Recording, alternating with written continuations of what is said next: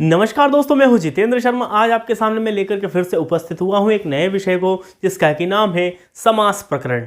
दोस्तों, समास प्रकरण को आज हम पूरी तरीके से अच्छे से समझने जा रहे हैं कि समास के कितने प्रकार होते हैं, कौन कौन से समास की क्या क्या विशेषताएं होती है। यह सब हम आपको विधि पूर्वक विस्तार पूर्वक आज बतलाने जा रहे हैं। तो सबसे पहले हम शुरू करने जा रहे हैं कि समास होते क्या है, समास होते कितने प्रकार के हैं। तो देखिए, समास की जो बेसिक परिभाषा होती है वो क्या होती है। तो समास हम किसे कहते हैं, तो हम दो शब्दों के संयोग से होने वाले परिवर्तन को ही हम समास कहते हैं। यह समास की परिभाषा होती है कि दो शब्दों से मिलकर बनने वाले नए परिवर्तनशील शब्द को ही हम समास कहते हैं। तो समास जो होते हैं वो कितने प्रकार के होते हैं। समास जो होते हैं बेसिक, वे होते हैं चार प्रकार के। अव्ययी भाव समास, अव्ययी भाव समास, तत्पुरुष समास, बहुब्रीहि समास और द्वंद्व समास। ये चार प्रकार के बेसिक समास होते हैं। इसके बाद में अब आप पूछेंगे कि कर्मधारय समास और द्विगु समास, ये दोनों समास भी तो समास के भेद हैं, तो ये कहां से आते हैं यदि मुख्य रूप से ये समास के भेद नहीं है तो हम आपको बता देते हैं कि कर्मधारय समास जो है वह तत्पुरुष समास का भेद होता है, तथा तत्पुरुष समास का भेद होता है कर्मधारय, और कर्मधारय का भेद होता है द्विगु समास। इस प्रकार से समास जो होते हैं बेसिक तौर पर चार प्रकार के होते हैं, और एक होते हैं केवल समास भी एक होता है। तो हम सामान्य तौर पर यदि जाने तो समास कितने प्रकार के होते हैं, तो समास जो होते हैं वो 6 प्रकार के होते हैं। तो समास में जब हम सबसे शुरुआत में पढ़ने जा रहे हैं कि अव्ययी भाव समास क्या होता है, देखिए हम सबसे पहले शुरू करते हैं कि अव्ययी भाव समास क्या होता है। तो देखिए, जब हम समास की परिभाषा पढ़ते हैं तो प्रत्येक समास की परिभाषा अपने आप में पृथक होती है। तो जैसे अव्ययी भाव समास है, देखिए नाम से ही स्पष्ट होता है कि अव्यय जो होते हैं वो क्या होते हैं। सबसे पहले हम जानेंगे कि अव्यय होते क्या है। तो अव्यय वे शब्द होते हैं, वे अक्षर होते हैं या वे शब्दों का समूह होता है जो कभी हम व्यय नहीं करते हैं। उसके शब्द जिस प्रकार से उसके शब्द से ही उसके नाम से ही वह प्रतिभाती होता है कि अव्यय मतलब क्या, ना व्यय अति अव्यय, जिसका व्यय ना हो सके। जिसका जैसे कि हम किसी शब्द को किसी संज्ञा या किसी सर्वनामवाची शब्द जो होते हैं उनको हम विभक्ति में परिवर्तन कर सकते हैं। किसी क्रियावाची जो शब्द होते हैं उनको हम क्रियाओं में परिवर्तन कर सकते हैं। जैसे विभक्तियां होती है तो 7 प्रकार की विभक्तियां होती है। जैसे राम शब्द है, राम शब्द की 7 प्रकार की अलग अलग विभक्तियों में हम उसको परिवर्तित कर सकते हैं। जैसे रामः, रामौ, रामाः। अब एक राम शब्द था लेकिन वह 7 या 21 भागों में विभाजित हो जाता है, यानी कि राम शब्द जो है वह अव्यय ना होने की स्थिति के कारण वह 27 भागों में विभक्त हो सकता है। किंतु अव्यय जो शब्द होते हैं, अव्यय आखिर होते क्या है, तो अव्यय वे होते हैं जिनका हम व्यय नहीं कर सकते हैं, वे होते हैं अव्यय। अब आखिर अव्यय होते क्या क्या है, तो देखिए मैं अव्यय आपको बताता हूं कि अव्यय क्या होते हैं। जैसे उपसर्ग हो गए, उपसर्ग भी अव्यय का ही एक भाग होता है। तो अव्ययी भाव समास की जो परिभाषा होती है वो क्या होती है कि पूर्व पद प्रधान जो समास होता है वो होता है अव्ययी भाव समास। यानी कि इसमें जो पद होगा, अब किसी भी सामासिक पद का जब हम संधि विच्छेद सामासिक विग्रह करते हैं तो उसमें हम जानते हैं कि उसमें कितने पद होते हैं, तो उसमें सिर्फ 2 पद होते हैं, एक पूर्व पद होता है, एक उत्तर पद होता है। तो जब पूर्व पद प्रधान जिस समास का होता है वह होता है अव्ययी भाव समास। अब आप पूछेंगे कि पूर्व पद में आखिर ऐसा क्या होना चाहिए जो पूर्व पद प्रधान वह होगा। तो देखिए, पूर्व पद जब प्रधान होता है तो वहां पर अव्यय भाव शब्द के कारण अव्यय शब्द पूर्व में होते हैं। तो पूर्व में जो शब्द होंगे वे कहलाएंगे अव्यय। तो हमें बेसिक तौर पर यह जानना है कि अव्ययी भाव समास की परिभाषा आखिर किस प्रकार से घटित होती है। तो अव्ययी भाव समास जो होता है वह पूर्व पद प्रधान होता है, और पूर्व पद प्रधान होने के कारण उसके नाम के अनुरूप पूर्व पद में अव्यय शब्दों का स्थगन होता है। तो जैसे उदाहरण मैं आपको बता देता हूं, 2-4 उदाहरण बता देता हूं। जैसे यथाशक्ति, जैसे शब्द हुआ यथाशक्ति। अब इसका जब हम समास विग्रह करेंगे तो क्या करेंगे, शक्तिम अनतिक्रम्य। ये अनतिक्रम्य कहां से आया, तो ये यथा शब्द के संयोग से बनता है। जैसे अब यथाशक्ति है तो यथाशक्ति में जो पूर्व पद है वो है यथा। अब यथा अव्यय होने के कारण यहां पर कौन सा समास होता है, तो यहां अव्ययी भाव समास होता है। ये तो अव्यय था। अब हम आपको बताए थे कि अव्यय जो होता है वो उपसर्ग भी अव्यय होते हैं। तो उपसर्ग में अव्यय किस प्रकार से होगा, उदाहरण जैसे उपगंगम, उपगंगम। अब उप शब्द का समासिक विग्रह क्या होगा कि गंगायाम समीपम, गंगायाम समीपम, क्या बनेगा? गंगायाम समीपम उपगंगम। इस प्रकार से इसका संधि विक्षेप समास विग्रह होता है।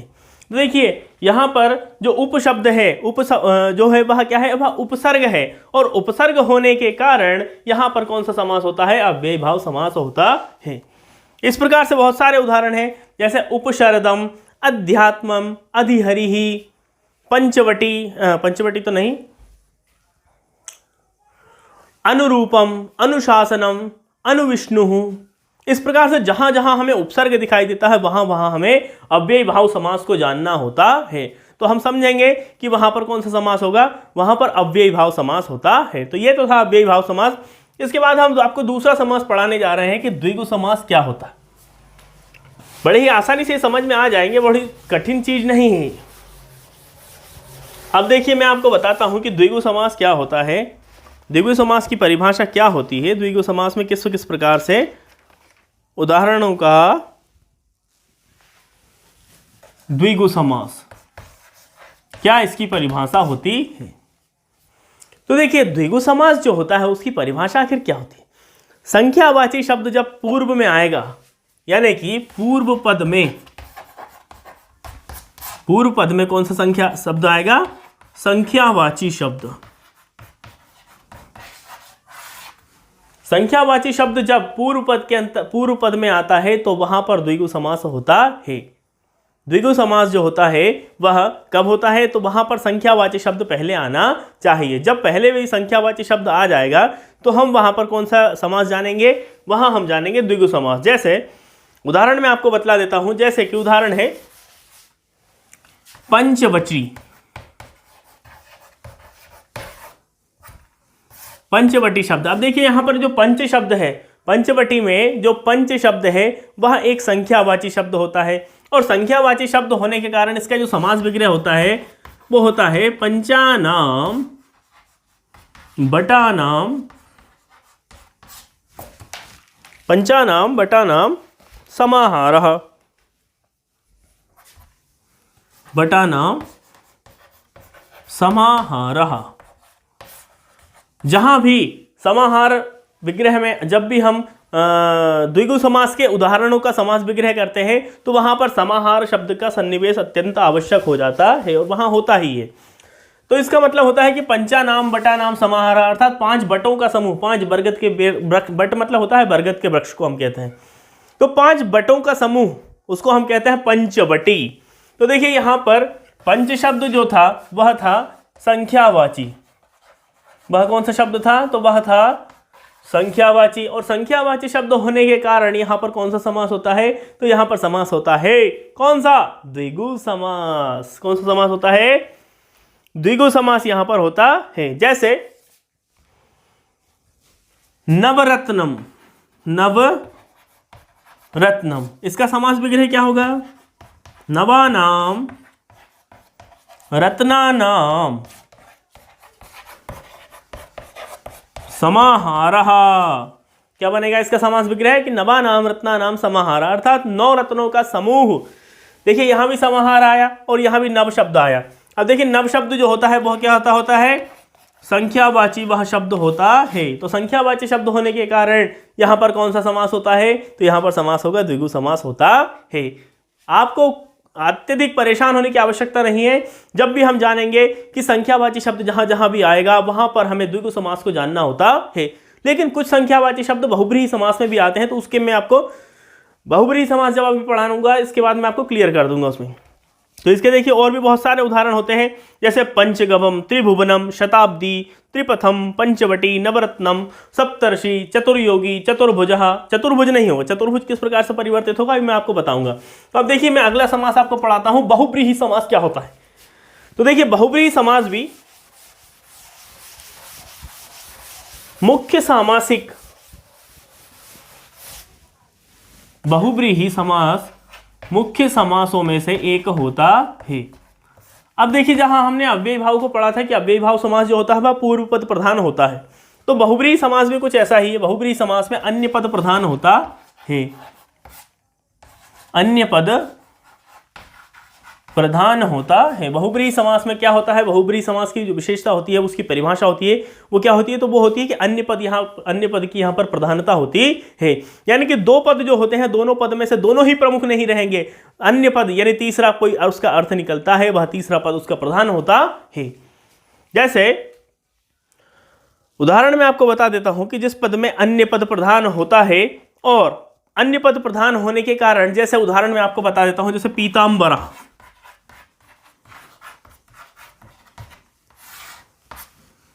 पीतांबरा, जिसका हम समास विग्रह करेंगे तो किस प्रकार से करेंगे, पीतम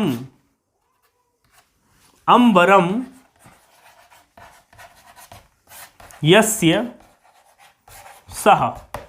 यहां पर हम यस्य सह शब्द का सन्निवेश करेंगे, क्योंकि यह जो शब्द होगा, यह शब्द इसलिए यहां आता है क्योंकि यह तीसरे पद को इंगित करता है, और तीसरे पद के लिए हमें यस्य सह शब्द लिखना ही अत्यंत आवश्यक होता है।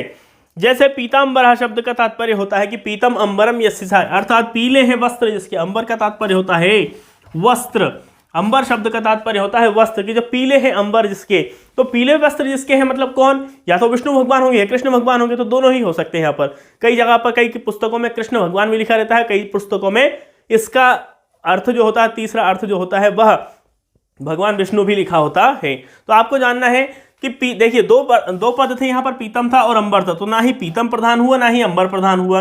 पीतम अंबरम यस्य सह, अर्थात भगवान कृष्ण, कोई तीसरे ही अर्थ पर यहाँ पर बात जाती है कि वो अर्थ क्या है, कृष्ण भगवान को यहाँ पर इंगित करते हुए दोनों ही पदों को कहा है। जैसे कि अगला वाक्य है, अगला उदाहरण मैं आपको बताता हूं, जैसे कि लंबोदरः, लंबोदरः, इसका संधि विच्छेद क्या होगा, तो इसका संधि विच्छेद होगा प्यारे दोस्तों, लंबः उदरः यस्य सह, लंबः उदरः यस्य सह। तो देखिए इसमें दो पद है, लंबोदर का हम संधि विच्छेद करेंगे तो लंबधन उदर, इस प्रकार से गुण संधि यहां पर हो जाती है। लेकिन जब हम समास विग्रह करते हैं तो लंबा उदर, ये दो पद इसमें होते हैं। तो अब देखिए लंबा का तात्पर्य होता है लंबा, उदर इसका तात्पर्य क्या हुआ, लंबा, और इसका तात्पर्य हुआ पेट, कि लंबा है पेट जिसका। अब ना तो लंबा है, यहां पर लंब शब्द भी मुख्य नहीं है, उदर शब्द भी मुख्य नहीं है, तो मुख्य कौन सा हुआ मेरे भाई, लंबा उदर यस्य सह, अर्थात लंबा है पेट जिसका। तो श्री गणेश को हम इस बात से इंगित करते हैं, हम तीसरे पद में यहां किसको कहेंगे, श्री गणेश, भगवान गणेश को हम इस लंबोदर शब्द से पुकारते हैं। या लंबोदर जो बहुब्रीहि समास होगा, लंबा उदरः यस्य सह, तो लंबा उदरः यस्य सह में किसी तीसरे व्यक्ति का अर्थ द्योतित होता है। तो वह तीसरा व्यक्ति कौन, तो भगवान श्री गणेश होते हैं यहाँ पर। इसी प्रकार से यहाँ पर तीसरे पद को इंगित करता है, यानी अन्य पद की प्रधानता यहाँ पर होती है। अब देखिए कुछ शब्द ऐसे हैं जो कि संख्यावाची होते हैं और वे द्विगु समास का उदाहरण भी नहीं होते हैं, वे द्विगु समास के अंतर्गत भी नहीं आते हैं। जैसे दशाननः, दशाननः। अब देखिए अभी आप ये सोचने लगेंगे कि दशाननः शब्द जो है ये बहुब्रीहि समास का उदाहरण किस प्रकार से हो सकता है, क्योंकि यहाँ पर तो दश जो शब्द लिखा हुआ है, 10 जो शब्द लिखा हुआ है वह क्या है, वह संख्यावाची शब्द है, वह क्या है, वह संख्यावाची शब्द है। और जब संख्यावाची शब्द 10 है तो यहाँ पर द्विगु समास क्यों नहीं हुआ, यहाँ पर बहुब्रीहि समास क्यों होता है, इस बात को लेकर के आपके मन में चिंता आई होगी। तो मैं आपको एक बात क्लियर कर देना चाहता हूं, और वो बात क्या है कि जिस संख्यावाची शब्द से, जिस संख्यावाची शब्द से किसी व्यक्ति का ज्ञान हो, और जिस संख्यावाची से किसी वस्तु का, स्थान का ज्ञान हो, ध्यान रखिएगा, जिस संख्यावाची शब्द से किसी व्यक्ति का ज्ञान हो वहां बहुब्रीहि समास होता है, वहां समास होता है बहुब्रीहि। और जहां पर जिस संख्यावाची शब्द से किसी वस्तु का या स्थान का ज्ञान होता है वहां समास होता है द्विगु समास होता है, द्विगु समास वहां होता है। तो आपको ध्यान रखने की आवश्यकता है कि संख्यावाची शब्द, ये आवश्यकता नहीं, ये जरूरी नहीं है कि संख्यावाची शब्द सिर्फ द्विगु समास में ही उसकी प्रधानता होती है।